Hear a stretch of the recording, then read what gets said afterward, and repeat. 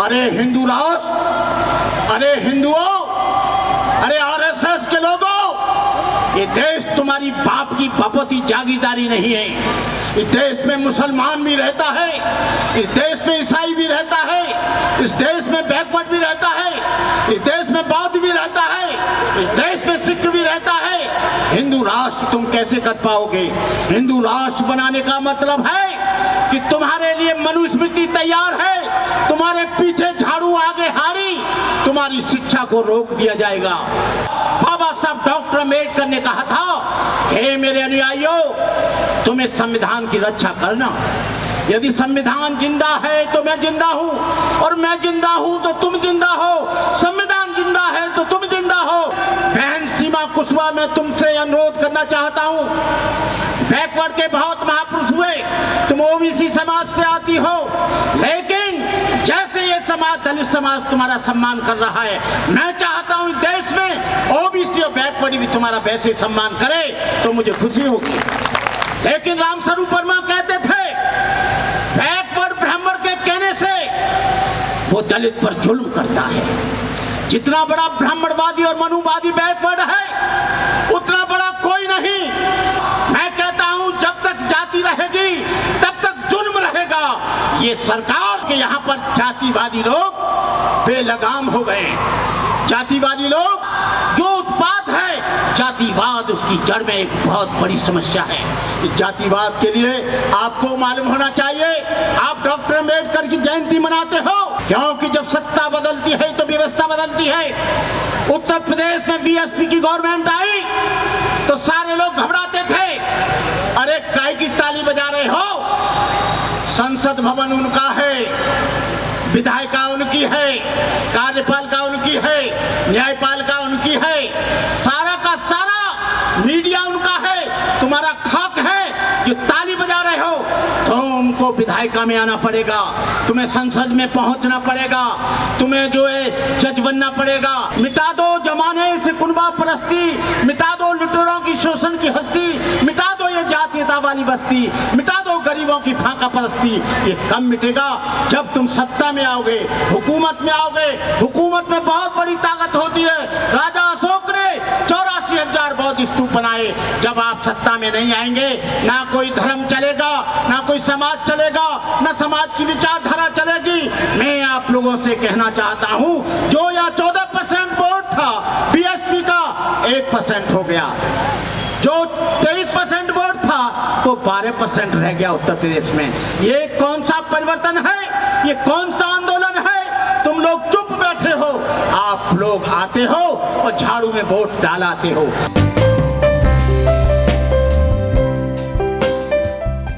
तुम लोग बहुत इमोशनल हो, बहुत भावुक हो। डॉक्टर अम्बेडकर की जयंती कोई गंदा तावीज नहीं है। डॉक्टर अम्बेडकर की जयंती कोई झाड़ फूंक नहीं है।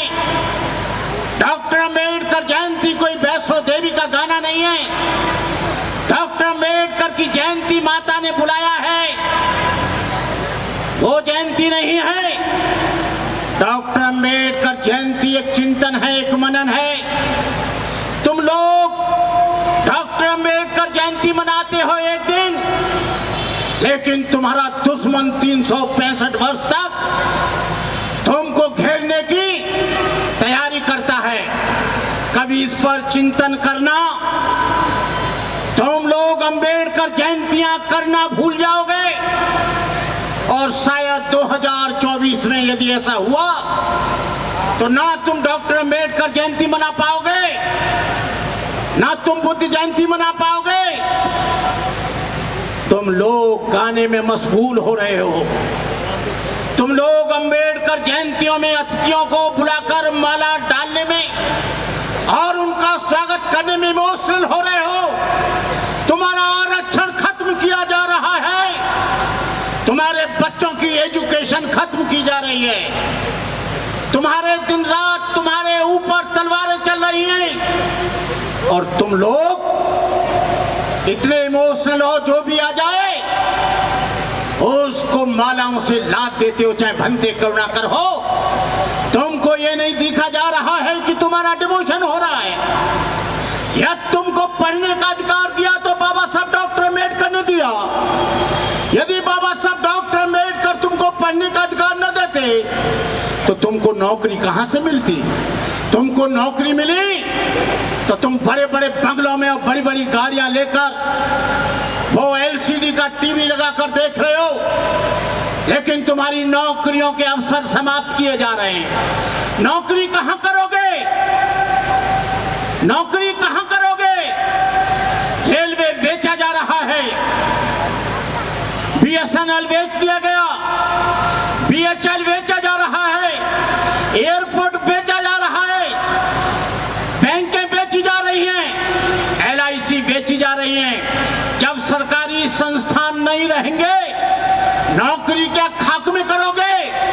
तुम लोग चुप हो, डॉक्टर अम्बेडकर जयंती मना रहे हो, लेकिन तुमको इस बात की चिंता नहीं कि आने वाली पीढ़ी में जो तुम आरक्षण के बल पर जिस पायदान पर चढ़कर तुम्हारे बच्चे डॉक्टर, इंजीनियर और कलेक्टर बने हैं, उसको खत्म किया जा रहा है।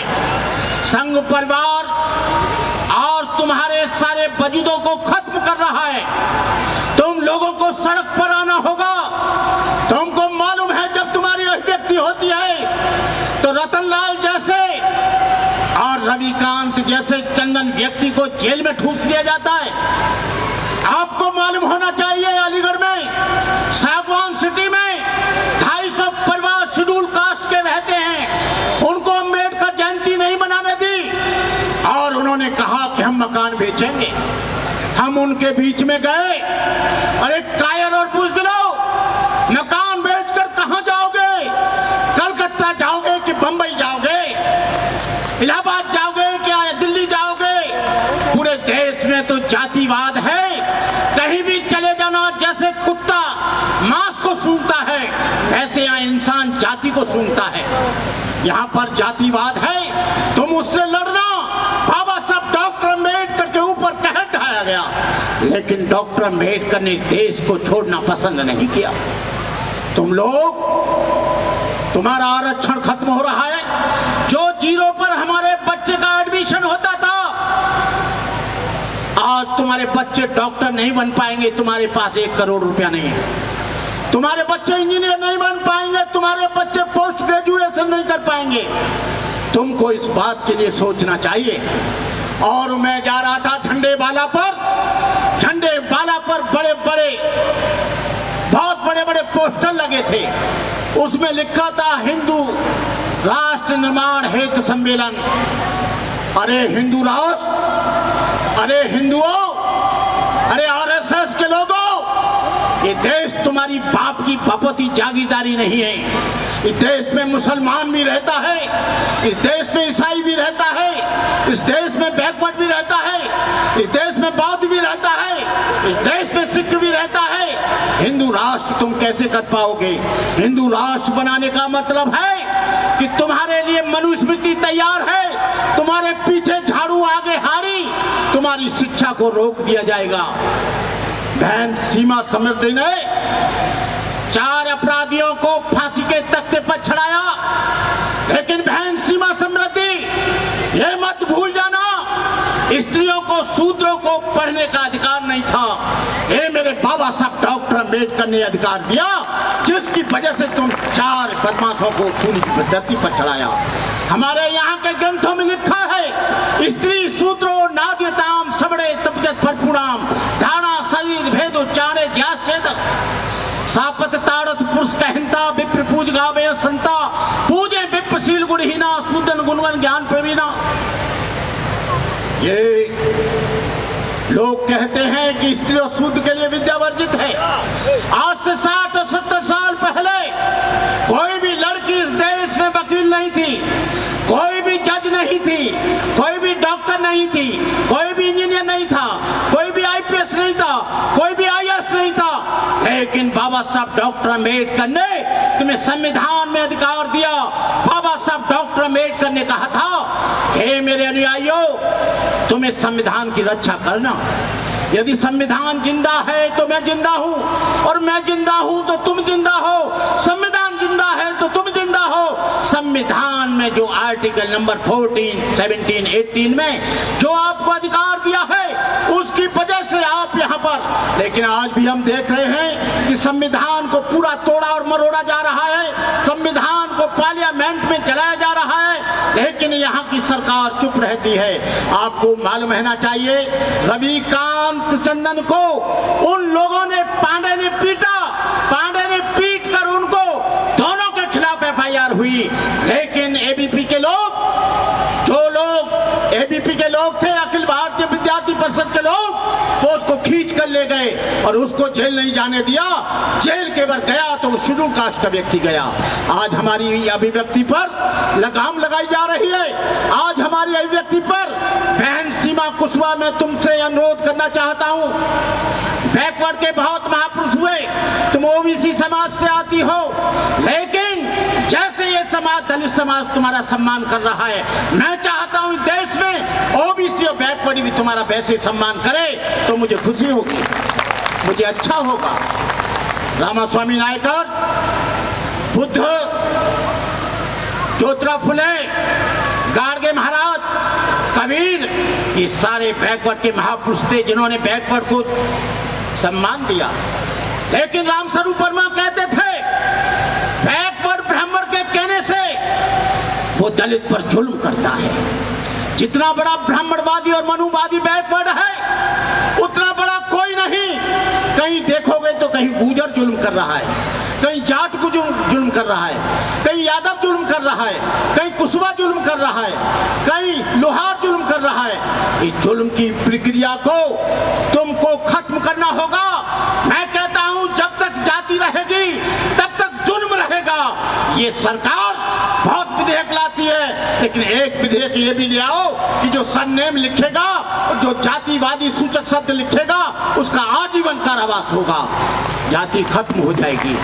एक आंदोलन निकाला कि सारे लोग मुंह पर मास्क लगाएंगे, मास्क नहीं लगाएंगे तो 2000 रुपया जुर्माना हो जाएगा। इतना भय था, इतना आतंक था कि सारे लोग मुंह पर मास्क लगाने चले थे, केवल 2000 रुपया के जुर्माने पर।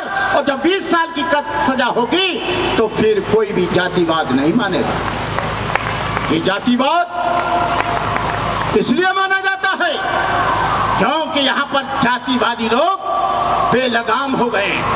जातिवादी लोग, कहीं बलात्कार हो रहा है, कहीं चोरी हो रही है, कहीं डकैती हो रही है, कहीं व्यभिचार हो रहा है, कहीं कुछ हो रहा है। ये केवल जातिवाद के कारण सारा का सारा जो उत्पाद है, जातिवाद उसकी जड़ में एक बहुत बड़ी समस्या है। इस जातिवाद के लिए आपको मालूम होना चाहिए, आप डॉक्टर अम्बेडकर की जयंती मनाते हो, आप बड़े बड़े गाने सुनते हो, बड़ी बड़ी ताली बजाते हो, लेकिन इस ताली बजाने से कुछ नहीं होगा, क्योंकि जब सत्ता बदलती है तो व्यवस्था बदलती है। उत्तर प्रदेश में बीएसपी की गवर्नमेंट आई तो सारे लोग घबराते थे, अरे काय की ताली बजा रहे हो, संसद भवन उनका है, विधायिका उनकी है, कार्यपालिका उनकी है, न्यायपालिका उनकी है, सारा का सारा मीडिया उनका है, तुम्हारा खाक है। जो ताली बजा रहे हो तुमको विधायिका में आना पड़ेगा, तुम्हें संसद में पहुंचना पड़ेगा, तुम्हें जो है जज बनना पड़ेगा, तुम्हें जो है अपने आप में विधायिका संसद में पहुंचना पड़ेगा, कार्यपालिका में पहुंचना पड़ेगा, न्यायपालिका में पहुंचना पड़ेगा। लेकिन आज तो सारी की सारी व्यवस्था पर बीजेपी और बीजेपी के लोगों ने, जो लोग आरएसएस के लोग हैं, उन्होंने कब्जा कर लिया है। क्या ये अम्बेडकर जयंती मनाकर तुम्हारा स्वप्न पूरा होगा? ये जागृति तो आ सकती है, लेकिन उसके लिए तुम्हें आंदोलन करना पड़ेगा, उसके लिए सड़कों पर आना पड़ेगा, उसके लिए आपको हुजूम पैदा करना पड़ेगा। मिटा दो जमाने से कुनबा परस्ती, मिटा दो जमाने से कुनबा परस्ती, मिटा दो लुटेरों की शोषण की हस्ती, मिटा दो ये जातीयता वाली बस्ती, मिटा दो गरीबों की फाका परस्ती। ये कब मिटेगा? जब तुम सत्ता में आओगे, हुकूमत में आओगे। हुकूमत में बहुत बड़ी ताकत होती है। राजा अशोक ने 84,000 बौद्ध स्तूप बनाए। जब आप सत्ता में नहीं आएंगे, ना कोई धर्म चलेगा, ना कोई समाज चलेगा, ना समाज की विचारधारा चलेगी। मैं आप लोगों से कहना चाहता हूँ, जो यहाँ 14% वोट था बीएसपी का, 1% हो गया। 12% रह गया उत्तर प्रदेश में। ये कौन सा परिवर्तन है? ये कौन सा आंदोलन है? तुम लोग चुप बैठे हो, आप लोग आते हो और झाड़ू में वोट डालाते हो।